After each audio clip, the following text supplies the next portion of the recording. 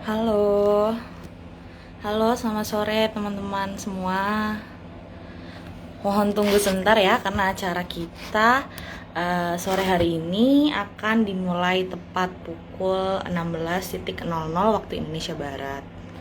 Nah, sembari menunggu waktu dan narasumber kita join, aku mau tanya nih, gimana kabar teman-teman semua yang udah join di sini? Mungkin boleh ditulis di kolom komentar gimana kabarnya hari ini.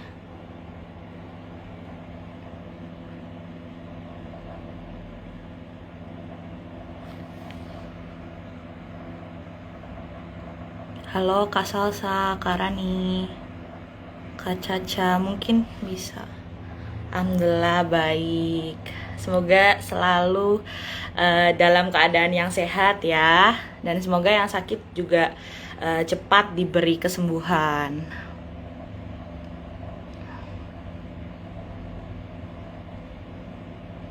Halo Kak Marina.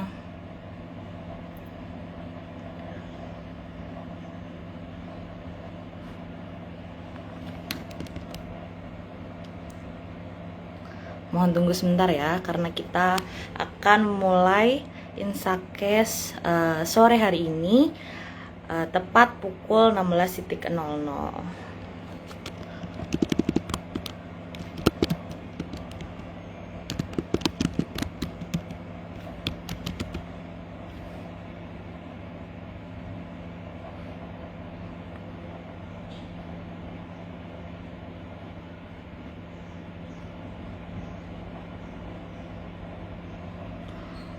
Mungkin boleh diajakin teman-temannya buat gabung juga, karena 1 menit lagi kita akan mulai live Instagram Insakes volume 2 ini.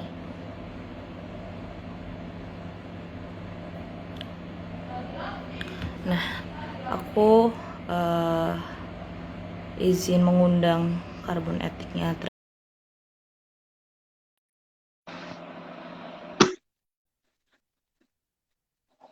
Halo Kak Bara. Nah, sudah hadir narasumber keren kita pada hari ini. Selamat bergabung kepada narasumber keren kita, Kak Saras Teja selaku Carbon Education Manager di Carbon Ethic. Sebelumnya, aku ingin berterima kasih banyak sudah bersedia menyempatkan waktunya untuk join pada live Instagram kita sore pada hari ini nih, Kak. Halo, halo semuanya. Selamat sore. Senang banget bisa datang ke Instagram Live pada sore hari ini. Kayak sore-sore gitu kan, nih hari apa ya? Hari Rabu bukan sih hari ini? Kayak Rabu Ya, sore gitu kan. Kita sambil duduk-duduk mungkin minum kopi, minum teh sambil ngobrol-ngobrol nih soal lingkungan kita gitu ya. iya Kak, benar sekali Kak. Nah, sebelum memulai, mungkin kita bisa perkenalan terlebih dahulu kali ya Kak, karena tak Boleh. kenal maka tak sayang. Jadi izinkan aku memperkenalkan diri terlebih dahulu. Perkenalkan, aku Herlin Fitratul Fadilaha, biasa dipanggil Herlin, mahasiswa jurusan Teknik Lingkungan Universitas Pertamina, selaku perwakilan dari Intlik Regional 2 sekaligus sebagai moderator Instakes di volume 2 ini. Selanjutnya mungkin Kak Saras bisa memperkenalkan diri, waktu dan layar dipersilakan. Oke, thank you banget Herlin untuk kesempatannya. Thank you juga untuk teman-teman IMTLI udah mengundang Carbon Ethics untuk sharing nih tentang apa sih yang kita ketahui gitu, atau mungkin juga apa yang kira-kira bisa kita lakukan lebih jauh nih tentang lingkungan kita sekarang. Perkenalkan, namaku Saras, nama lengkapku Amrita Saraswati Suteja. Sekarang aku menjadi seorang volunteer Carbon Education Manager di Carbon Ethics. Tapi untuk kegiatan sehari-harinya sebenarnya aku juga masih kuliah. Jadi aku kuliah sekarang tahun terakhir.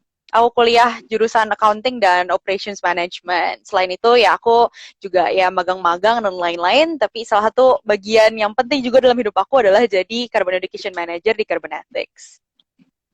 Oh, menarik sekali. Sebenarnya aku penasaran sih Kak, eh, kuliahnya accounting tapi di karbon etik gimana tuh Kak ceritanya? Apa emang ada Iya, iya. jiwa kayak aware banget nih sama lingkungan gitu, atau gimana nih Kak? Bener-bener ini sebenarnya pertanyaan yang pasti banyak juga ditanyain sama teman-teman yang lagi nonton gitu kan, kayak ini siapa nih orang kuliah jurusan accounting operations management kok bisa gitu ngomongin tentang lingkungan. Jadi ceritanya aku itu di kampus aku sendiri gitu ya sama urusan sustainability. Jadi pertama kali aku tahu soal hal-hal sustainability itu di kampus, kayak misalnya kalau beli makanan terus bawa kotak makan sendiri dapat diskon, atau di sekolah itu gak banyak yang jualan air minum dalam kemasan, kita biasanya bawa botol minum sendiri terus ngisi ulang di station-station ada di kampus. Jadi dari situ aku mulai kayak oh oke, ini hal tentang sustainability interesting juga, tentang lingkungan, oke, jadi lebih peduli gitu ya. Nah itu lama-lama ngambil ada course-nya juga kebetulan Introduction to Sustainability, dan kebetulan aku tertarik. Jadi setelah lihat-lihat course-nya terus ngelihat gimana ya, di setiap mata kuliah tuh kayak disisipin bagian sustainability-nya gitu. Misalnya belajar marketing yang berhubungan sama sustainability, atau belajar apa lagi ya, belajar ekonomi dikaitin juga sama lingkungan, sama sustainability. Jadi lama-lama kan kayak terpatri gitu ya di otakku gitu soal oke, harus menyelamatkan lingkungan, harus berbuat baik sama lingkungan. Ya udah akhirnya aku juga ngambil minor di sustainability, ambil minor juga di psychological and behavioral science. Jadi sekarang fokus aku memang lebih ke arah edukasi kalau di carbon ethics, tapi kalau aku pribadi itu lebih ke arah juga ngelihat-lihat ke arah perusahaannya gitu. Jadi gimana sebuah perusahaan itu bisa lebih lebih ramah lingkungan dan lebih membantu lingkungan juga, agar lingkungan kita tuh nggak cepet punah gitulah istilahnya. Dan ini menurut aku berada di carbon ethics tuh jadi cara yang sangat baik ya menurut aku, karena bisa ketemu sama teman-teman seperti misalnya di hari ini gitu ya, teman-teman teknik lingkungan, tapi di sisi lain juga melalui kolaborasi bisnisnya carbon ethics bisa ketemu sama perusahaan-perusahaan, ngajak mereka jadi mereka lebih ramah lingkungan juga. Wah, menarik sekali ya Kak. Saya juga merasa senang sekali bisa ketemu Kak Saras nih, gitu. Nah, sebelumnya nih, pada Instacast volume 2 kali ini, Kak, kita mengusung tema Find Out Your Carbon Footprint from Some of Your Daily Activities. Do you know? Jadi, pada pembahasan sore kali ini, kita akan menyinggung isu yang berkaitan dengan carbon footprint di Indonesia nih. Dan inovasi apa aja sih yang sedang dicanangkan dalam penurunan emisi akibat kontribusi karbon. Mungkin sebelum membahas lebih lanjut, aku mau tanya nih Kak, hal yang paling dasar sebenarnya arti dari carbon footprint itu sendiri apa sih Kak? Mungkin bisa dijelaskan Kak? Oke. Jadi carbon footprint tuh dalam bahasa Indonesia kan jejak karbon ya. Jadi misalnya kita bayangin kita jalan di pantai atau kita jalan di tanah yang basah. Ketika kita kan meninggalkan jejak gitu ya. Kayak oke, kita udah pernah nih ngelewatin jalanan yang itu. Kayak kelihatan kita tuh ada bekasnya kita. Nah, jejak karbon ini tuh bekas dari apa yang kita lakuin, tapi dalam bentuk karbon dioksida ekuivalen. Jadi walaupun namanya jejak karbon, nggak semuanya itu karbon doang gitu loh. Kayak ada juga metana dan gas-gas lain yang juga dihitung dalam penghitungan carbon footprint. Nah, itu semua, si carbon dioxide, terus metana, itu semua tuh muncul dari kegiatan kita sehari-hari. Misalnya dari kita Instagram live ini aja kita ada carbon footprint-nya misalnya. Atau misalnya kita sambil live kan sambil nyalain lampu nih kan, lampunya juga ada carbon footprint-nya. Jadi sebenarnya gimana kita itu bisa ngelihatnya ketika kita ngelakuin sehari-hari, apa jejaknya yang kita tinggalkan terhadap bumi ini dalam bentuk karbon dioksida ekuivalen. Karena ekuivalennya itu ngelihat kayak misalnya metananya dijadiin karbon dioksida dan sebagainya. Wah, menarik sekali sih Kak. Selanjutnya, ini aku mau bertanya, mungkin bagaimana suatu kegiatan sehari-hari kita ini bisa menghasilkan carbon footprint itu sendiri gitu Kak? Oke, jadi tadi kan udah kesinggung dikit ya soal misalnya handphone atau lampu gitu ya, meninggalkan jejak karbon. Tapi gimana sih sebenarnya jejak karbon itu bisa terjadi gitu kan? Kalau jejak kaki jelas kan, kita menapak gitu kan, kayak oke, jalan, pluk gitu, kaki diangkat ada jejaknya gitu kan. Nah, kalau carbon footprint tuh gimana sih, ya kan? Jadi gini simpelnya. kita mungkin teman-teman di sini kan teman-teman teknik lingkungan ya, tahu gitu kalau misalnya di Indonesia kita menggunakan listrik itu banyaknya dari fossil fuel atau dari apa namanya, dari batu bara, dari coal kan. Jadi dari oil, dari coal, nah yang kayak gitu-gitu tuh dalam prosesnya aja udah menimbulkan banyak sekali carbon footprint. Ketika dia lagi ditambang, operasional tambangnya misalnya, nah dia dari awal aja udah menimbulkan carbon footprint. Nah pas dia dibakar, pas dia diolah, dijadiin apa yang sekarang kita pakai sebagai listrik, dia itu juga mengeluarkan karbon dioksida dan gas-gas lain yang bisa menyebabkan pemanasan global. Jadi basically carbon footprint itu gas jejak kita dalam bentuk gas-gas yang menyebabkan pemanasan global sih basically. Tapi jadi kita bisa lihat dari situ tuh. Misalnya apakah kegiatan kita lakukan itu menggunakan bahan bakar fosil, apakah kegiatan kita lakukan itu menggunakan batu bara, atau bisa juga seandainya kita mikirnya oke, kita udah tahu sekarang carbon footprint itu bukan cuma karbon dioksida, tapi ada juga komponen-komponen lain kayak misalnya metana gitu. Kita juga bisa mikir ketika kita makan sapi itu tuh ketika dia di mana dipelihara, bukan dipelihara, pokoknya intinya kita sedang mengembangbiakan sapi gitu kan. Itu dia mengeluarkan kotorannya juga mengeluarkan gas metana. Atau kita makan, terus makanan kita nggak habis. Ketika makanan kita nggak habis di tempat pembuangan sampah, dia juga mengeluarkan gas metana. Jadi sebenarnya ada hubungannya sih sama ya pengetahuan kimia dasar-dasar gitu ya, walaupun dulu aku IPS kuliahnya sekolahnya, tapi lumayan jadi tahu dikit-dikit juga belajar tentang carbon footprint. Tapi intinya sih tentang yang basicnya tuh ya berhubungan sama bahan bakar dari fosil dan juga bisa ngelihat dari makanan-makanan yang kita makan gitu. Misalnya dari binatang seperti apa, lalu apakah makanannya habis atau enggak. Nah, itu ada hubungannya nanti sama gas-gasnya yang dikeluarkan, sehingga menyebabkan nih yang namanya carbon footprint itu. Berarti kalau kayak gitu, hampir semua kegiatan kita itu menghasilkan carbon footprint ya, Kak, begitu? Bener banget. Kayak hidup di zaman modern sekarang nggak mungkin kita ngapa-ngapain tuh nggak ada carbon footprint-nya ya. Kecuali kita tinggal nggak tahu, bahkan kayak kalau tinggal misalnya kita masih hidup dengan cara berburu gitu kan, berburu itu aja bisa berburu sapi. Aku nggak tahu sih orang berburu tuh berburu apa, tapi intinya berburu gitu kan. Kan binatangnya juga mesti mengeluarkan kotoran, sehingga kotoran itu ada merilis gas metananya menyebabkan carbon footprint. Jadi mungkin sedikit apapun, tetap aja apapun kita lakukan sekarang ini ada carbon footprint-nya gitu. Nah, begitu. Jadi, kalau bisa ditarik kesimpulan itu, semakin tingginya aktivitas manusia, akan mempengaruhi juga semakin tingginya carbon footprint itu sendiri. Begitu ya, Kak ya? Bener Nah, bener banget. selanjutnya nih, aku mau tanya soal dampak apa saja sih yang dirasakan oleh kita yang diakibatkan oleh carbon footprint gitu, Kak. Untuk dampaknya ya, tadi udah sempat kesinggung dikit juga soal pemanasan global. Karena carbon footprint itu basically kan dia gas rumah kaca ya, dan gas rumah kaca ini bikin bumi kita makin panas. Sehingga apa yang kita rasain, mungkin nggak sekarang, mungkin nggak besok, tapi dalam jangka waktu yang menengah hingga panjang, kita akan merasakan bumi kita itu makin panas. Kita bakal ngerasain kalau nanti misalnya es di kutub mencair, lalu permukaan laut naik, atau misalnya yang lain misalnya terjadi ringan. Ada orang-orang yang nggak bisa makan lagi karena makanannya itu butuh kadar air tertentu atau butuh iklim tertentu yang sekarang udah nggak bisa lagi karena buminya udah terlalu panas.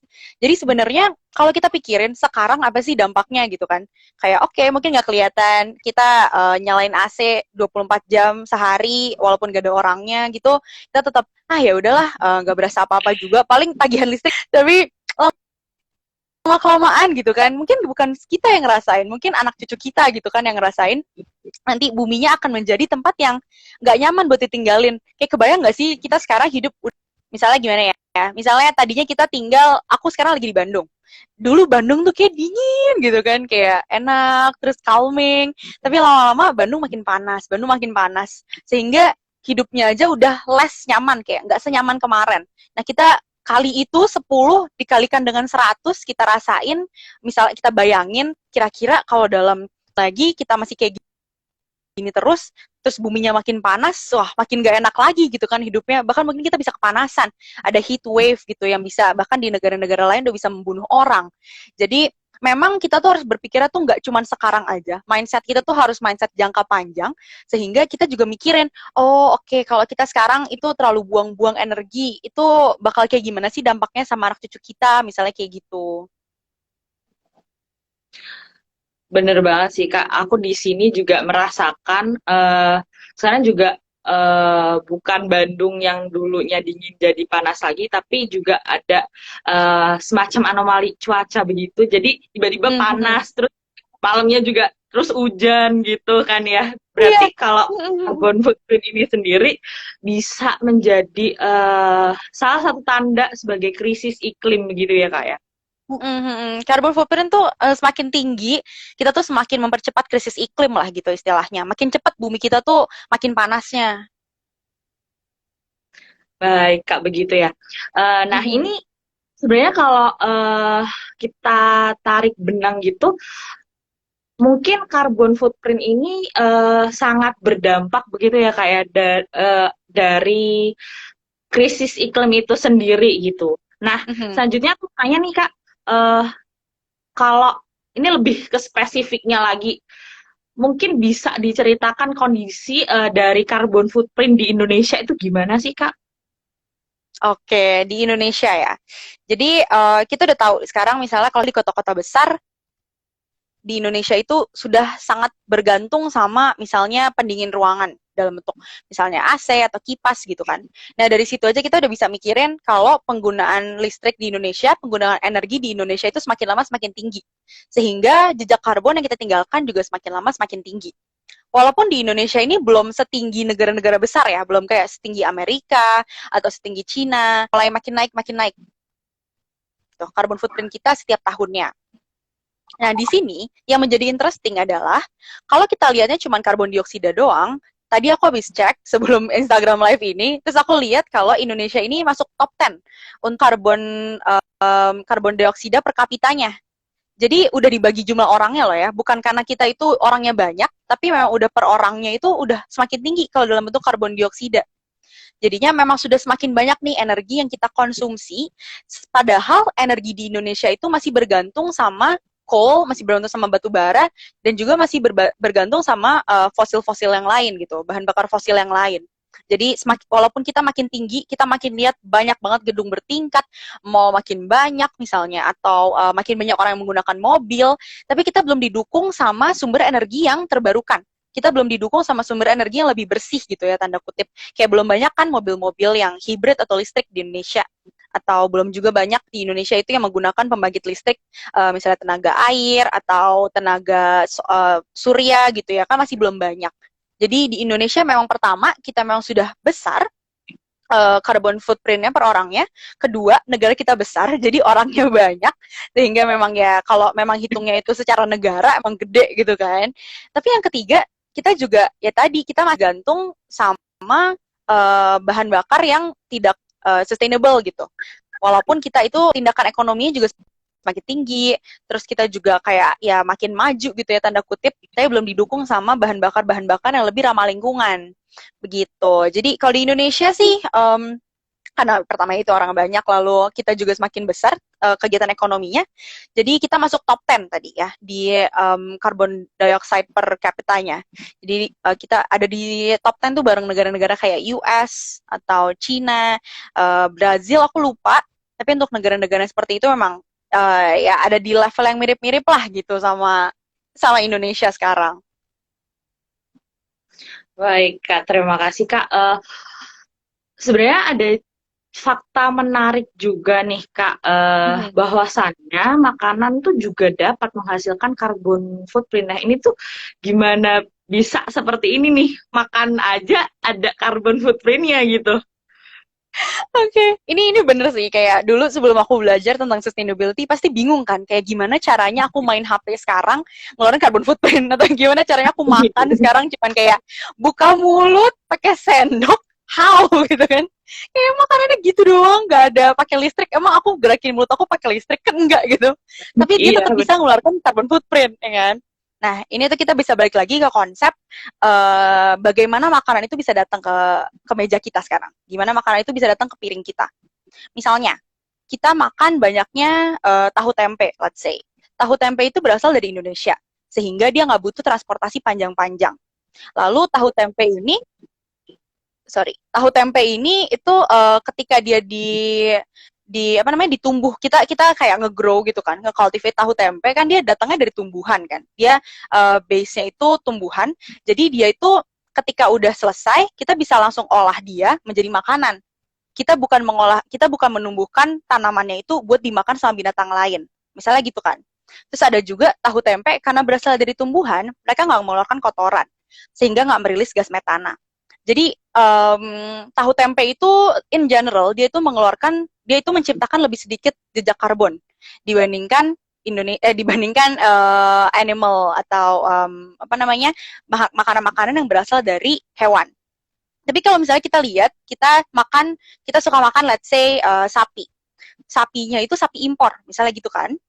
Nah, sapi impor ini dia pertama ketika kita sedang mengembangbiakan sapinya di peternakan sapinya, pertama dia itu butuh makanan sehingga butuh lahan lebih besar untuk menumbuhkan makanannya, lalu makanannya itu akan dimakan sama sapinya.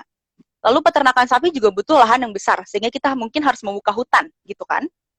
Dan yang ketiga, sapi ketika dia hidup, dia mengeluarkan kotoran, mengeluarkan gas metana. Pas kita mau makan, sapinya harus ditransport ke Indonesia. Misalnya kalau butuh cepat harus pakai pesawat itu carbon footprint-nya besar. Atau kalau yang lain, misalnya pakai kapal, itu ya nggak sebesar itu, tapi memang lebih kecil dibandingkan, memang masih lebih besar dibandingkan kita makan yang berasal dari lokal. Jadi semua proses yang nggak kelihatan di belakangnya, sebenarnya itu tuh bisa menimbulkan carbon footprint. Ketika makanannya memang ada nih di depan mata kita, kayak oke udah di piring, kita nggak bisa lihat. Tapi kan makanan ini kan nggak tiba-tiba ada gitu kan, bukan cuma kayak cling terus datang makanannya. Tapi makanannya berasal dari daerah lain, berasal dari dia itu udah melewati kehidupan lain sebelumnya gitu kan.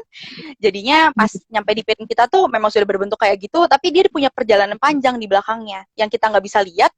Tapi sebenarnya itu menimbulkan jejak karbon yang cukup tinggi juga. Oh, baik, Kak. Wah, jadi ini sebenarnya juga ada cerita menarik sih, Kak. Jadi waktu dulu aku awal-awal jadi maba nih istilahnya, dulu di teknik lingkungan, salah satu dosen aku itu ada yang memberikan tugas aku buat ngehitung carbon footprint nih, Kak. Terus abis itu, tapi waktu itu carbon footprint yang dihitung tuh hanya emisi kendaraan dan electricity. Nah, yang emisi kendaraan aku bisa ngerelate gitu. Oh, mungkin dari asapnya itu ya gitu. Dari gas-gas yang terkandung di asapnya gitu. Nah, yang di electricity ini aku masih kayak kok bisa ya, gimana ya. Nah, ternyata ini tuh lebih carbon footprint sendiri ini tuh lebih ke prosesnya begitu ya, kayak dari Z-nya gimana sampai kita masuk ke dalam aktivitas kita sehari-hari lah istilahnya gitu. Bener-bener. Nah, sebenarnya gimana sih Kak caranya gitu? Apakah kita nih makan aja kita menyumbangkan carbon footprint nih? Ada nggak sih ya kira-kira cara buat kita mengurangi dari makan itu gitu, atau bagaimana ya? Sorry tadi kayaknya ada kesalahan teknis, boleh tolong diulang nggak pertanyaannya? Oh iya, jadi gimana cara kita yang dari makanan ini agar bisa mengurangi carbon footprint itu sendiri? Apakah ya udah kita makan produk lokal aja, nggak usah tuh ada stick-stickan atau nggak usah tuh pakai yang sayur-mayur impor atau gimana tuh Kak? I see. Oke, emang mudah ya berpikir kalau kita mengubah perilakunya tuh kayak langsung drastis gitu. Ya bener-bener, oke, mulai hari ini aku akan menjadi seorang vegetarian. Misalnya gitu kan. Tapi be realistik lagi, jadi realistis aja. Susah gitu kan, kayak gitu. Iya. Kadang-kadang lebih karena misalnya di rumah kita di rumah kita memang banyak makanan daging, lalu kita harus kompromi sama orang lain. Mulai dari yang sebasic itu, sampai misalnya ada juga orang yang dia nggak bisa makan makanan tertentu sehingga diet dia itu harus ada dagingnya, misalnya gitu kan. Jadi kalau di Carbon Ethics itu kami sendiri punya moto yang namanya itu kurangi apa yang bisa dikurangi dan tebus apa yang tidak bisa dikurangi. Jadi memang kita harus coba kurangin nih apa yang kita bisa. Tapi pada titik tertentu akan ada tahap, akan ada gimana ya, akan ada titik di mana udah nggak bisa dikurangin lagi. Kan nggak mungkin kita nggak makan gitu kan. Jadi daripada kita sedih, daripada kita bingung, terus kita galau kayak oke, gimana caranya biar makan tapi karbon footprintnya kecil gitu kan. Kita juga bisa namanya tebus karbon. Nah tapi nanti akan aku jelasin ini setelah ini. Ya habis kita ngomongin soal makanan ini ya. Tapi intinya gimana sih caranya ngurangin carbon footprint dari makanan? Pertama, kita bisa kembali ke datanya. Jadi datanya itu bilang kalau makanan yang paling tinggi itu salah satunya sapi. Karena ya tadi metananya, lalu dia itu butuh lahan yang besar, sehingga misalnya harus mengkonvert hutan menjadi lahan peternakan, lalu nebang hutannya dan segala macam. Itu adalah salah satu penyebab carbon footprint terbesar di Indonesia, by the way. Perubahan lahan dari hutan menjadi something else gitu kan. Nah, yang lain misalnya sapi, kita bisa ngurangin, kita misalnya pertama dari makan sapi yang tadinya misalnya 3 kali seminggu, jadi sekali seminggu misalnya gitu kan. Oh, yang kedua, kembali lagi ke datanya. Makanan-makanan yang lebih rendah karbon misalnya apa sih? Bahkan kambing aja lebih rendah karbon gitu. Atau misalnya ayam, atau tahu tempe, sayur-sayuran. Jadi memang kita bisa menggantinya, tapi nggak perlu juga terlalu keras sama diri kita sendiri. Karena pertama, kita itu bisa mengurangi. Ketika kita mengurangi, oke, kita udah contribute banyak nih sama bumi kita. Tapi yang what matters more adalah gimana perilaku kita ini sustainable kan. Nggak cuman misalnya jadi vegetarian seminggu, tiba-tiba minggu depannya itu kita langsung makan daging lagi tiap hari gitu. Daripada kita kayak gitu, mendingan kita tiap minggunya kurangin, misalnya yang tadinya 3 kali seminggu jadi sekali seminggu, tapi kita lakuin itu dalam jangka waktu yang panjang. Jadi ini tuh habit kita gitu. Daripada kita langsung drastis, tapi kita jadiin aja tuh tiap hari. Misalnya, oke, hari ini aku akan mengurangi makan ayam. Hari ini aku akan mengurangi makan sapi. Hari ini aku akan makan lebih banyak sayur. Misalnya kayak gitu. Tapi jadiin itu jadi kebiasaan kita, sehingga in the long run, kita juga bisa lebih sustain behavior kita itu. Karena lebih mudah kan ketika kita berubahnya pelan-pelan, ketimbang berubahnya drastis, tapi kayak, ya udah segitu aja. Kayak sehari doang, atau seminggu doang gitu kan. Yang kedua, ketika kita melakukan sesuatu itu secara lebih jangka panjang, kita juga bisa membuat perubahan yang lebih besar. Misalnya, tadinya orang-orang tahu kita itu suka makan daging. Orang-orang tahu kita itu kerjanya tiap kali, kayak tiap hari itu kerjanya makan steak. Misalnya gitu, nggak tahu ini orang sekaya apa, tapi kayak ibaratnya seperti itu, gitu kan. Nah, kalau kita udah berhasil mengubah nih kan perilaku kita, terus kita lihat, oh ini Herlin berhasil nih dari ngurangin makan steak, tadinya 3 kali seminggu jadi sekali seminggu, kita juga bisa loh, kita juga bisa jadinya tuh membuat perubahan yang lebih besar, karena yang lebih penting lagi ketimbang perubahan individu adalah perubahan secara komunitas. Ketika kita berhasil ngajak orang lain membuat perubahan yang lebih bagus, sehingga bumi kita juga berubahnya tuh lebih besar gitu loh dampaknya. Karena kalau kita mau realistis aja deh, di dunia ini tuh ada banyak banget orang. Kalau kita cuma sendiri gitu kan, kayak ibarat tuh kecil banget. Tapi kalau kita berhasil membuat perubahan itu skalanya lebih besar dan lebih membantu bumi juga. Jadi mungkin dari aku sendiri, pesan yang bisa disampaikan adalah kalau mau ngurangin carbon footprint dari makanan, pertama kembali ke datanya aja. Jadi kita lihat aja makanan apa sih dari kita sehari-hari nih yang mengeluarkan banyak karbon. Tapi juga jangan don't be too hard on yourself gitu. Jangan terlalu keras sama diri kamu sendiri, karena yang penting itu sustainability dari behavior itu sendiri. Sustainability dalam artian keberlanjutan ya dari behaviornya. Jadi nggak cuma sehari, tapi dalam jangka waktu lebih panjang. Karena jangka waktu panjang itu, pertama, dampaknya akan lebih besar buat diri kamu sendiri. Dan yang kedua, dampak untuk komunitas itu lebih mungkin terjadi. Karena orang jadi inspired gitu sama kamu. Apalagi kalau suka sharing gitu kan di social media, kamu jadi kayak micro-influencer, lalu cerita perubahan hidup kamu, lalu orang kayak, oh ternyata bisa ya, kenapa aku nggak mencoba juga? Dan akhirnya carbon footprint kita secara komunal, secara bareng-bareng ini tuh berkurang gitu. Mungkin ini ya kali Kak. Selain ada istilah diet kalori, juga ada diet carbon footprint ini sendiri gitu. Bisa banget, bisa banget. Nanti mungkin bisa dimulai ya kali kayak hashtag diet carbon footprint gitu. Bisa, sama bisa daya banget. tangkal gitu. Sejujurnya di Nah, Indonesia mudah loh untuk mengurangi jejak karbon gitu, karena kita udah biasa makan tahu tempe dan makan sayur.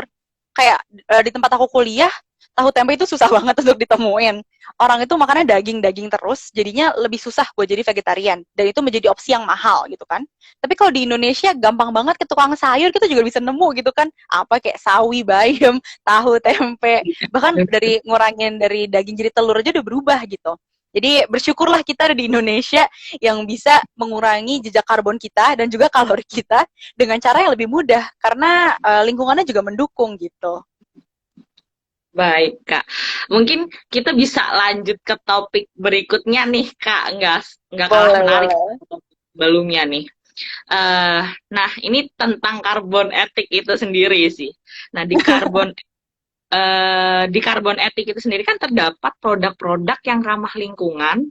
Nah, Mhm. mungkin bisa dijelaskan serta juga tujuan dari pengadaan produk tersebut itu apaan sih gitu, Kak? Oke, jadi buat teman-teman di sini yang mungkin belum pernah dengar tentang Carbon Ethics, jadi Carbon Ethics adalah sebuah NGO Indonesia yang fokusnya itu ingin lebih ke konservasi karbon biru. Jadi karbon biru itu sesuai namanya karbon yang berada di lautan. Carbon sink ya, apa namanya, yang jadinya tuh menyerap karbon gitu di lautan. Kenapa Carbon Ethics itu fokusnya ke karbon biru? Karena datanya berkata demikian gitu. Kalau mangrove itu menyerap jauh lebih banyak karbon dioksida dan atau karbon in general dibandingkan hutan terestrial. Misalnya hutan terestrial itu hutan hujan, misalnya hutan hujan tropis. Nah, di Indonesia kita tuh punya banyak banget mangrove dan kita itu sebenarnya membantu dunia sekali dengan mangrove-mangrove kita ini. Karena kan kita atmosfer kan satu gitu ya. Kayak ya kalau misalnya ada orang ngeluarin polusi di Inggris karena pergerakan wind, pergerakan angin lama-lama itu polusi juga nyampe gitu kan ke Indonesia. Ibaratnya ya dalam jangka waktu yang panjang dan gak kelihatan, tapi intinya demikian gitu. Nah, kita itu membantu bumi banget karena kita punya banyak mangrove, kita punya banyak hutan mangrove yang bisa menyerap karbon itu. Sehingga itu adalah ide utama dari Carbon Ethics, yaitu konservasi karbon biru. Nah, melalui konservasi karbon biru itu, Carbon Ethics jadinya menanam karbon biru, menanam mangrove, lalu juga menanam seaweed, rumput laut dan lamun di beberapa tempat. Nah, fokus Carbon Ethics itu yang dalam seaweed, apa namanya, rumput laut dan juga mangrove itu menjadi salah satu fokus kami. Jadi ketika salah satu produk Carbon Ethics itu yang paling banyak dibeli dan yang paling juga sudah paling lama itu bukan kita yang dapat produknya, tapi kita mendapatkan benefitnya. Jadi kita itu kayak membeli satu paket yang bisa membiayai penanaman 3 pohon mangrove. Itu menjadi salah satu highlight dari produk Carbon Ethics juga. Atau misalnya ada juga produk yang kita membiayai penanaman koral. Karena koral itu walaupun nggak sebanyak itu menyerap karbon, tapi dia itu bagus dan sangat penting untuk kesehatan dari ekosistem pesisir pantai dan ekosistem laut itu sendiri. Jadi memang ada itu tuh. Pertama, fokus produk Carbon Ethics yang memang kita itu langsung straight menambah jumlah tanaman, menambah jumlah organisme yang bisa menyerap karbonnya. Tapi di sisi lain, Carbon Ethics juga melihat kalau ada beberapa peluang lain nih dalam selama ini kita itu menjalankan kegiatan menanam mangrove dan teman-temannya. Mulai dari pertama ada yang namanya warung lestari. Warung lestari itu jadi kita Carbon Ethics apabila kalian bisa membeli si warung lestari itu, kalian bisa mensubsidi warung agar mengganti sedotannya dari sedotan plastik menjadi sedotan ramah lingkungan. Ini tuh muncul idenya karena ngelihat nih pas lagi diving, pas lagi nanam mangrove, pas lagi mau nanam koral, kok tiba-tiba banyak sampah ya, banyak sampah dan bentuknya juga beberapa sedotan gitu. Jadi ingin nih mulai dari sedotan kita itu membuat bumi kita itu menjadi lebih ramah lingkungan. Atau yang terakhir juga ada produk sabun di Carbon Ethics yang merupakan byproduct dari seaweed yang ditanam sama Carbon Ethics. Jadi dari seaweednya kita menciptakan sabun yang lebih ramah lingkungan juga. Dan itu semua dengan komunitas pesisir pantai kita pikirin juga karena konservasi yang dilakukan sama Carbon Ethics adalah community based conservation. Jadi kita itu selain menanam mangrove, kita itu juga membantu meningkatkan taraf. Jadi dengan semua ini, dengan adanya pohon mangrove, dengan adanya padang lamun, dengan adanya rumput laut dan produk-produk turunan lainnya, selain kita membantu bumi, kita juga membantu sesama karena kita membantu masyarakat pesisir yang ada di sana gitu. Wah, berarti banyak banget nih Kak kontribusi dari karbon etik ini sendiri untuk mengurangi Semoga ya. karbon footprint. Semoga Kak. Eh, Hmm. eh, dari tadi ada apa? Menanam pohon mangrove, ada corals juga, terus ada Mhm. rumput laut juga, terus dibuat sabun. Wah, menarik sekali nih Kak. Nah, sebenarnya ada lagi yang menarik itu kemarin aku sempat join di eh, acaranya Karbon Etik sama Narasi nih. Nah, di Oh, iya di situ dibahas juga di Karbon Etik ini tuh ada namanya kalkulator karbon footprint gitu. Apa betul. apa benar ya, Kak? Oh, Mm-mm. nah, dari kalkulator carbon footprint ini mungkin juga bisa apa ya membantu kita nih buat ngurangin nih eh, apa ya carbon footprint yang kita hasilkan dari kegiatan kita sehari-hari gitu, Kak. Bener banget. Sampai kelupaan tadi itu kalau misalnya carbon footprint, carbon calculator juga merupakan salah satu produk dari Carbonetic. Karena ada di website dan itu lebih banyak di offer ke partner bisnis gitu sih. Tapi kalau kita gitu mau pakai, tinggal datang aja ke websitenya, kita bisa lakuin itu secara gratis. Jadi memang lebih partnershipnya itu lebih ke perusahaan dan ke komunitas lain. Tapi kita sebagai orang biasa-biasa ini yang bukan bagian dari perusahaan, kita bisa tinggal buka aja website Carbon Ethics, terus lakuin deh itu, masukin data-datanya buat ngitung karbon kita itu, karbon footprint kita itu berapa. Nah, ini menarik sekali nih buat teman-teman yang join. Mungkin bisa langsung dicek di websitenya Karbon Etik gitu ya, Kak ya. Nah, Boleh selanjutnya banget. aku mau tanya tentang masih tentang karbon etik sendiri ya. Eh, Kira-kira apa sih Kak yang melatar belakangi terbentuknya karbon etik dan selama proses perjalanan organisasi ini hal apa saja hal yang menarik gitu? Oke, jadi pertama, aku ini kan volunteer di Carbonetics, jadi aku bukan bagian dari co-founder Carbonetics. Sekarang di Carbonetics itu ada sekitar lebih dari 100 volunteer aktif dari berbagai macam divisi.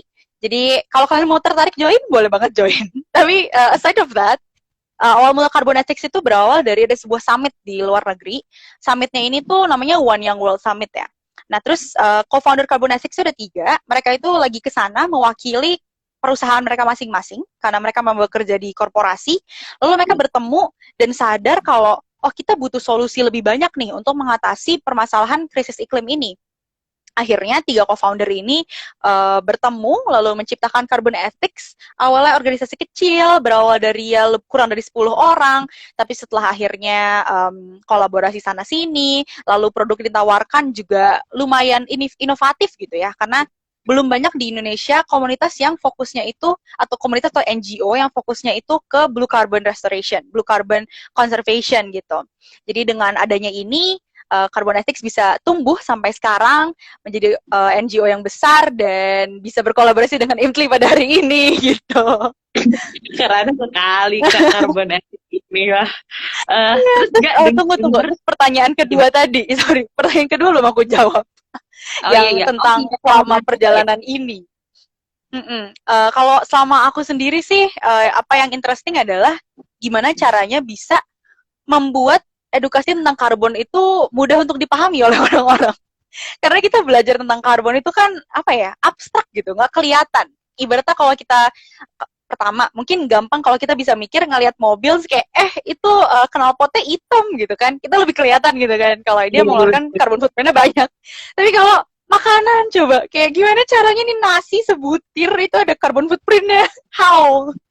Kalau bener. misalnya kita scrolling HP kan lagi tiduran terus tiba-tiba kayak scrolling HP juga ada carbon footprintnya, gimana caranya nggak kelihatan, kita cuma Gak pakai kelihatan. jempol gitu.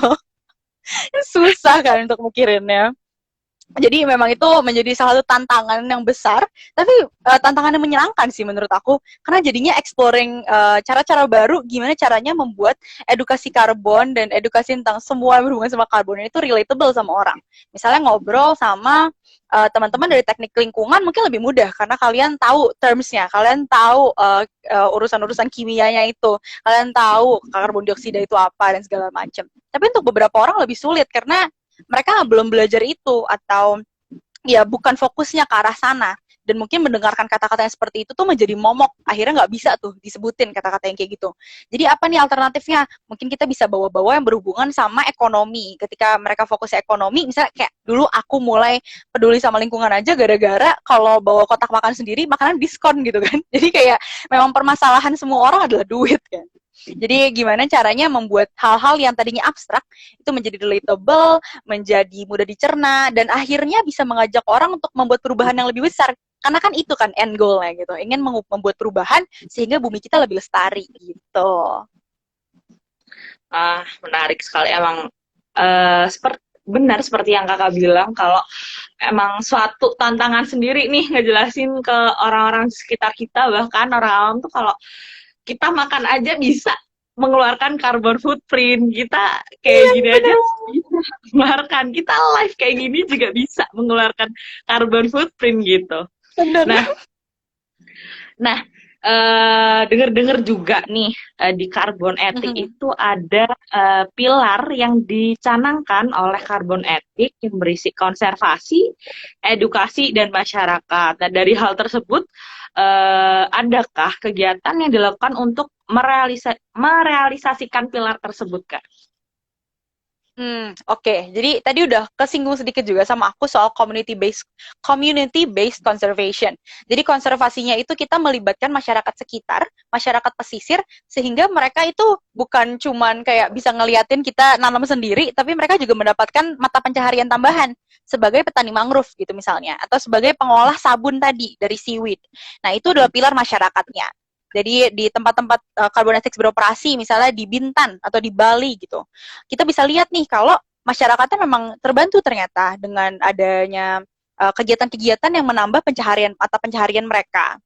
Lalu tadi kan konservasi kita udah tahu ya, kayak jelas gitu kan, straightforward di Carbonetics bisa menanam bersama Carbonetics, kalian bisa menanam mangrove, bisa menanam koral, lalu menyelamatkan bumi. Dah selesai gitu kan, konservasi selesai. Lalu masyarakat juga tadi udah selesai gitu kan. Nah terakhir nih edukasi. Sebenarnya edukasi ini mudah ya contohnya. Contohnya sekarang kita sedang mengedukasi orang-orang nih.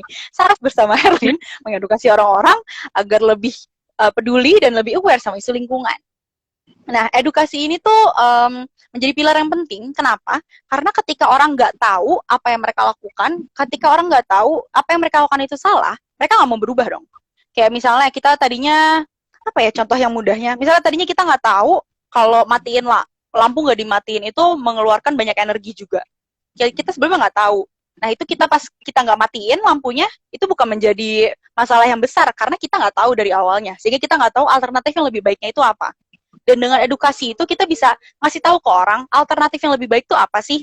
Misalnya yang paling kita sering denger deh, mengganti sedotan plastik dengan sedotan besi misalnya gitu, atau mengganti botol minum dari air minum sekali pakai menjadi botol yang lebih bisa berkali-kali pakai. Ketika kita menyampaikan alternatif itu ke orang, ketika kita menyampaikan kalau kamu mengubah perilaku kamu dari A menjadi B, kamu bisa berkontribusi loh, atau bahkan kamu juga bisa mengurangi pengeluaran kamu keluarkan, karena air minum dalam kemasan satu botol kayak 3.000 sampai 5.000, botol minum aku harganya beli 10.000 doang udah berkali-kali dipakai gitu kan. Jadi balik modal tuh cepet gitu kan. Jadi dengan edukasi kita bisa ngajak orang untuk lebih paham tentang permasalahan krisis iklim ini dengan cara-cara yang mudah dimengerti. Karena kalau kita nggak dimengerti, yang ada orang tuh makin pusing kan, kayak terus kita harus ngapain gitu, ini susah banget, ini mah urusan orang-orang yang kuliahnya lingkungan aja lah, atau ini mah urusan orang-orang yang punya uang untuk bisa nggak tahu ya bikin solar panel di rumah misalnya kayak gitu kan. Jadi gimana caranya kita bisa nyampein kalau semua orang bisa loh membuat perubahan, semua orang bisa loh membantu komunitas pesisir. Kita nggak harus tanam koral sendiri, kita bisa nih kolaborasi sama NGO-NGO lokal untuk bisa membantu penanaman koral, membantu penanaman mangrove. Dengan adanya edukasi ini orang jadi lebih tahu, sehingga bumi kita juga semoga bisa lebih lestari dan anak cucu kita bisa hidup mungkin semoga juga lebih nyaman daripada kita hidup sekarang. Semoga aja ya Kak ya, nantinya Bener. apa yang kita usahakan ini semoga berbuah di kedepan harinya gitu. Nah, Bener, sebelum semoga. beranjak ke pertanyaan selanjutnya nih, mungkin teman-teman di sini ini kayaknya udah pada penasaran dan mau tanya, mungkin bisa langsung drop aja kalau mau ada pertanyaan, mungkin bisa langsung tulisin di komentar, karena nanti di akhir akan ada sesi tanya jawab gitu Kak. Boleh, boleh. Pertanyaan selanjutnya Kak. Mhm.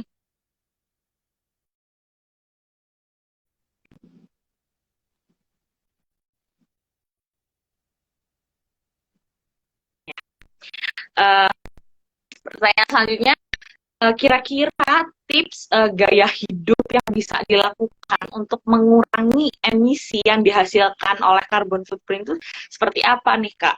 Tadi kan udah tuh yang makanan, nah ini tuh lebih ke keseluruhan gitu, kayak semuanya gitu. Gimana tuh Kak? Oke, oke. Jadi untuk mengurangi emisi tadi kan aku juga udah sempat cerita dikit soal motonya Carbon Ethics ya. Kurangi apa yang kamu bisa kurangin. Jadi kita bisa mulai dari hal-hal yang kita sadar kita tuh nggak perlu. Misalnya siang-siang di luar lagi terang, kita nggak perlu lampu, matiin lampunya. Atau misalnya kita apalagi ya? Oh, misalnya ini colokan. Abis nge-charge, terus abis itu colokannya nggak dimatiin atau nggak dicabut gitu.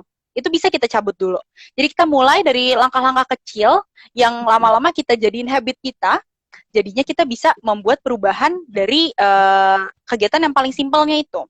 Setelah itu kita juga bisa ngelihat mengubah produk yang kita pakai gitu. Misalnya tadinya kita kalau beli makanan online, kita itu masih minta sendok garpu, padahal makanan di rumah. Kan itu nggak perlu kan?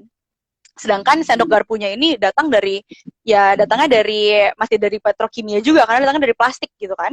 Jadinya kita bisa mengurangi penggunaan plastik kita, mengurangi penggunaan fossil fuel kita, dan dunia ini juga bisa lebih lestari gitu. Atau misalnya bahkan kalian pengen mengurangi beli makanan online karena kalian sadar kalau di rumah juga bisa bikin.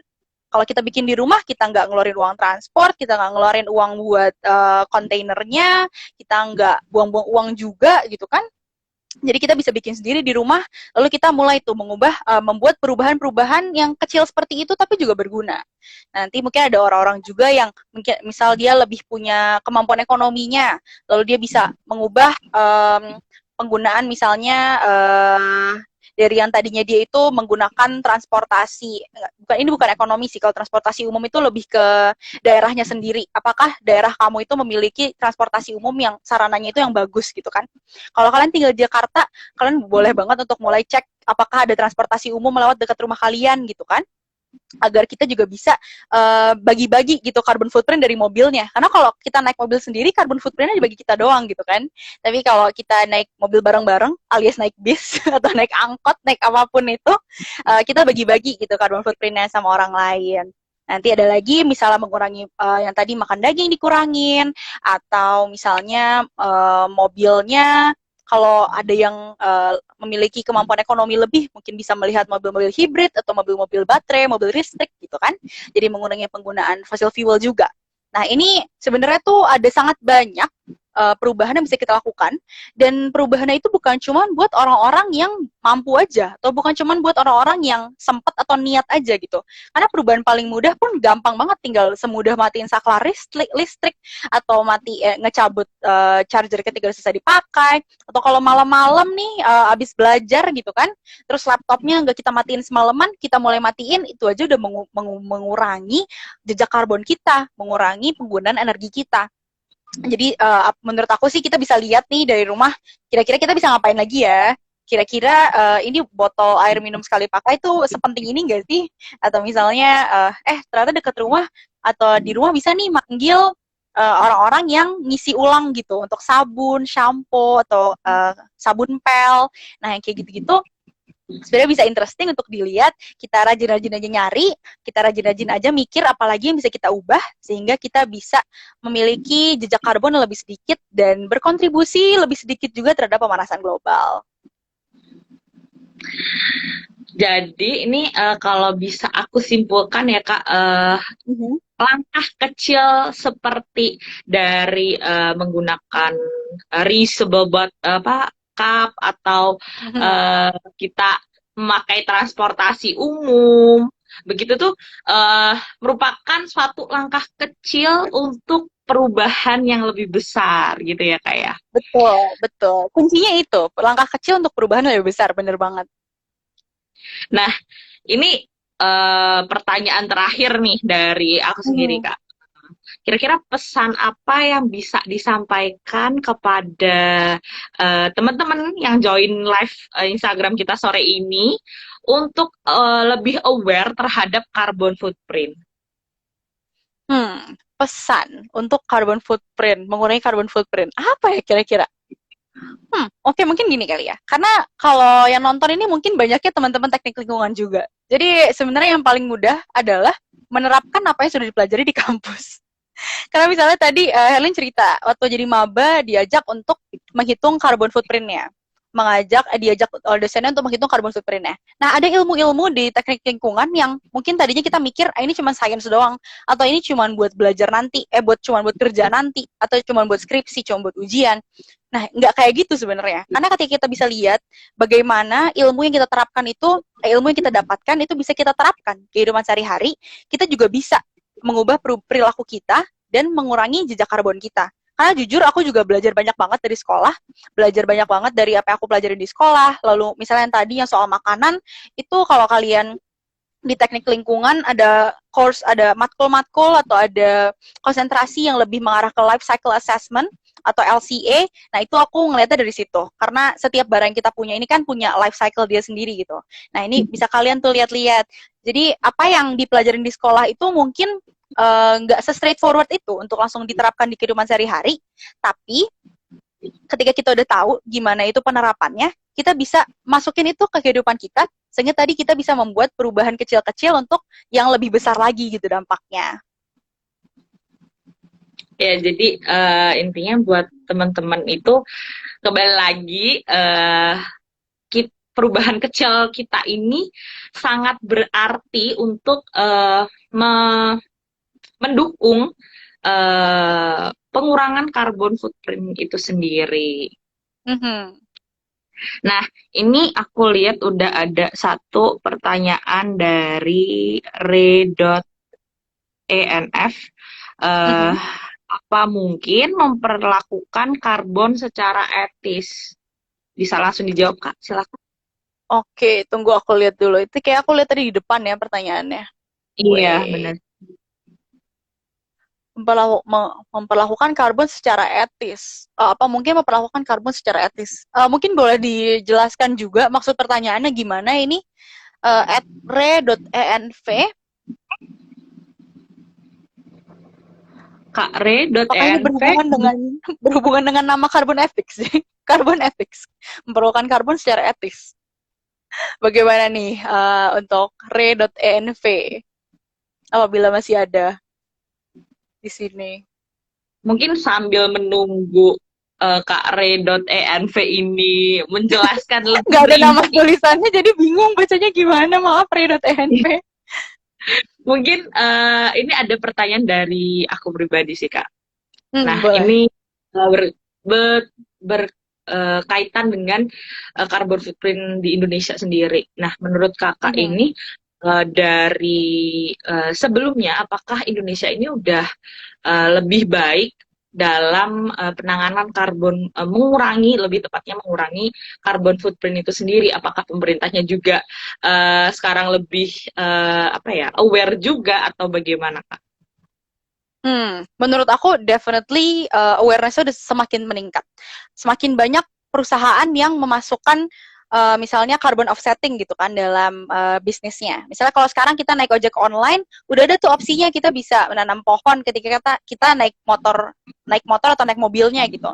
Nah, dari hal-hal seperti itu yang kita lihat di sehari-hari, kita aja udah bisa lihat kalau ternyata memang sudah ada perubahan ke arah yang lebih baik ya untuk Indonesia gitu. Lalu kita juga bisa lihat kalau misalnya dari Carbon Ethics sendiri ada semakin banyak perusahaan yang ingin berkolaborasi dengan Carbon Ethics agar bisa menanam mangrove atau misalnya bikin bundling gitu, dia jualan produk tapi produknya itu juga nanti mereka dari satu produk yang dijual itu akan menanam satu mangrove misalnya kayak gitu.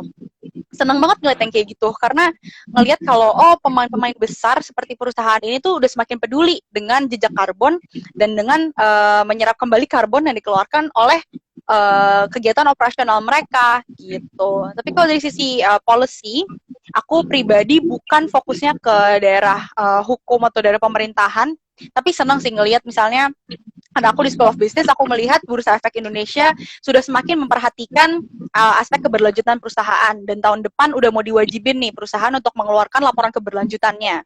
Jadi hal-hal kayak gini menurutku bikin aku semakin percaya gitu ya, kalau oke, Indonesia bisa nih berubah untuk yang lebih baik. Indonesia bisa nih mengurangi jejak karbonnya. Walaupun memang masih banyak ya hal-hal yang misalnya out of our control. Misalnya di Indonesia jejak karbon terbesar itu asalnya dari perubahan lahan. Dari hutan misalnya menjadi pemukiman, atau dari hutan menjadi perkebunan yang teman-teman seperti itu. Jadi yang bisa kita lakukan sebagai mahasiswa atau sebagai orang-orang yang bukan pemangku kepentingan di perusahaan itu, ya tugas kita akhirnya menjadi raising awareness aja, biar nanti semakin banyak nih orang-orang di perusahaan, semakin banyak orang-orang di pemerintahan yang peduli dan mengubah perilakunya, sehingga kita bisa, anak cucu kita lebih tepatnya, bisa hidup dengan nyaman juga di masa depan nanti. Gitu ya Kak. Jadi kalau menurut Kak Saras ini di Indonesia sendiri ini udah sangat baik daripada ya tahun-tahun sebelumnya lah untuk penanganan carbon footprint ini sendiri gitu ya Kak. Ini Kak re.env ini juga belum juga muncul. Mungkin yang lain bisa tanya nih, mungkin masih ada yang bingung nih, kayak gimana sih cara kita menangani carbon footprint ini gitu. Apa sih carbon footprint? Atau mungkin masih ada yang bingung seperti itu? Mungkin kan bisa di depan gitu mungkin ya. Mungkin yang ketinggalan gitu. Mungkin bisa ditunggu nih pertanyaan-pertanyaannya. Nah, kalau ini ada nih. Ada pertanyaan nih.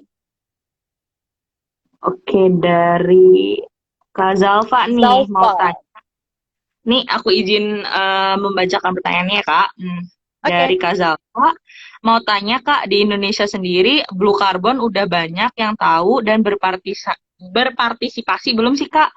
Serta apa tantangan terbesar untuk blue carbon sendiri? Karena aku baru tahu nih, wah menarik sekali nih pertanyaannya.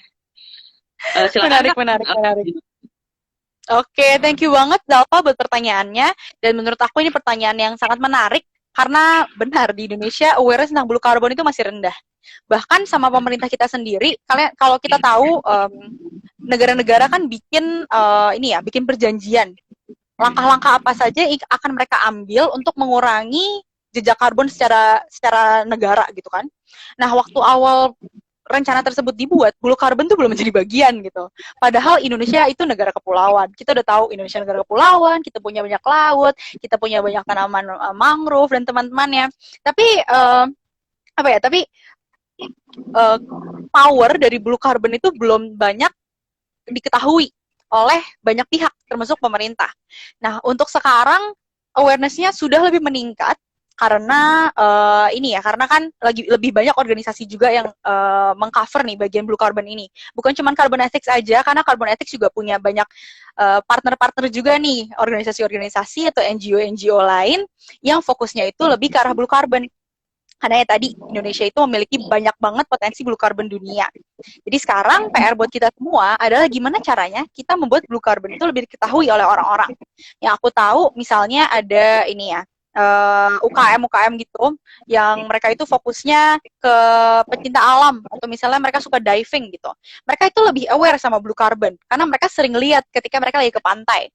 Mereka lebih sadar kalau, oh iya nih, blue carbon itu termasuk loh koral ini yang cantik-cantik, atau mangrove yang bentuknya kayak hutan. Mereka semuanya ternyata berguna banget nih buat karbon di dunia kita ini.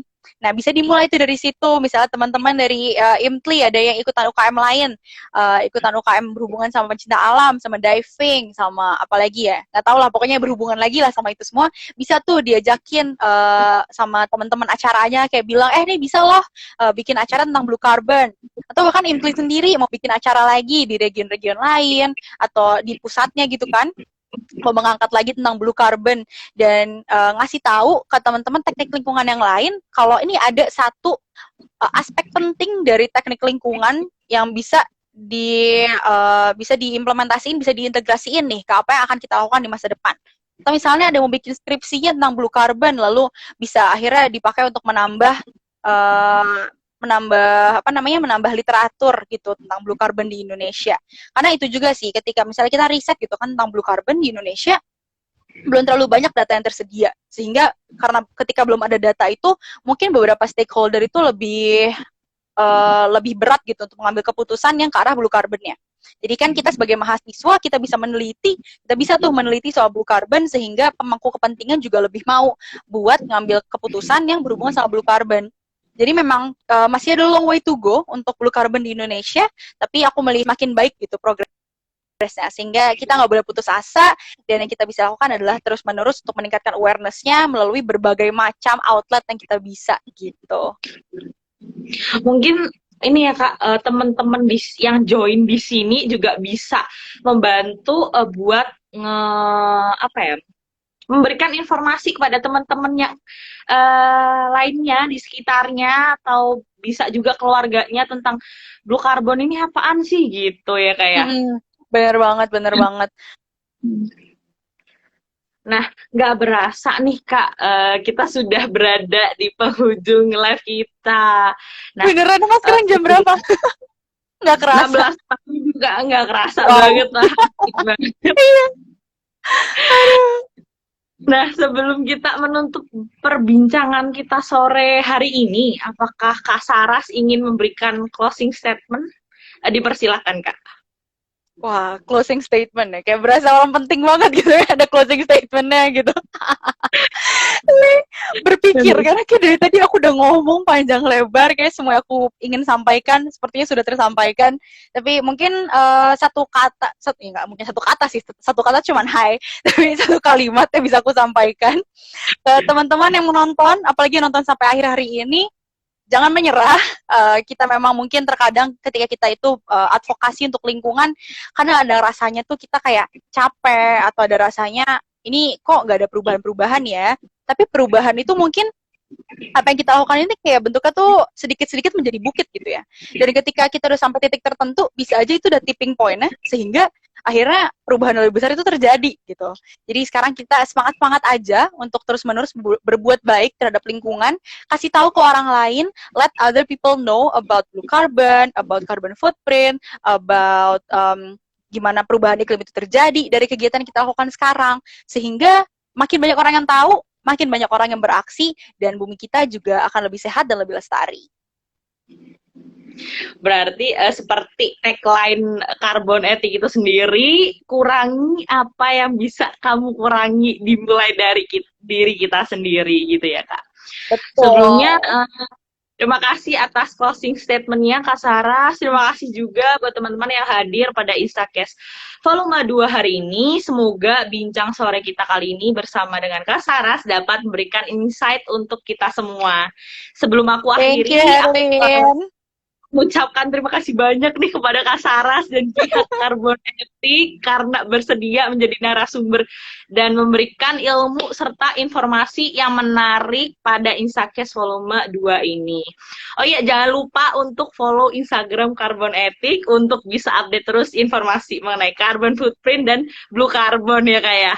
Yes, betul banget. Aku Helin Fitratul Fadilaha pamit undur diri. Sampai jumpa di Instacast volume selanjutnya di Impli Regional 2. Jangan lupa follow Instagram Impli Regional 2 dan aktifkan notifikasinya. Stay safe and stay healthy. Terima kasih banyak Kak Saras. Thank you Herlin. Dadah semua, makasih udah datang. Thank you Rani. Dadah.